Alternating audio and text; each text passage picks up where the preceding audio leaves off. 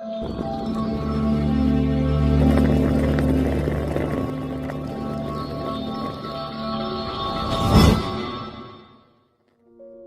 musics and gossips which we are hearing all the time is simply the ordered vibration of matter particles.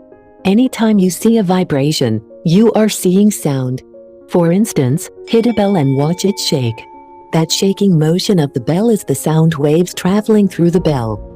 When a jet flies close by over your house, you hear a rumble and see the things starts dancing around the table. The sound waves from fast-moving jet gives things dancing motion on the table. If you talk quietly to your friend and you indeed cannot see the sound leaving your mouth and entering her ear, this is not because sound is invisible, but is because air is invisible. When you talk, you are sending sound waves into the air and the air itself is doing vibrations. Since air is invisible, there's no way for you to see the air once its particles start vibrating. But, strictly speaking, air is not perfectly invisible.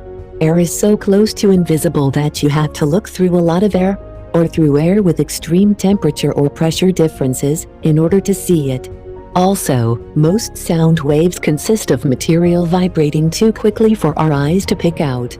For instance, take your hand and wave it back and forth very rapidly in front of your face. What do you see? You see a blur, because the motion of your hand is faster than the speed at which your eyes are able to process images.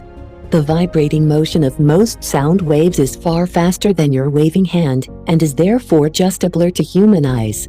The sound waves traveling down a plucked guitar string are not invisible. They are just moving so fast that the plucked guitar string looks like a blur to our human eyes. A high-speed camera has no problem in capturing details from non-blurry images of the sound waves traveling down a guitar string. But our eyes cannot track and see that much fast-moving particles. That's why sounds are not visible to us.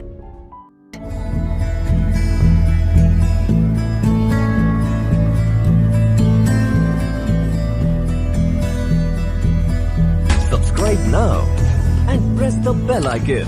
Never miss an update.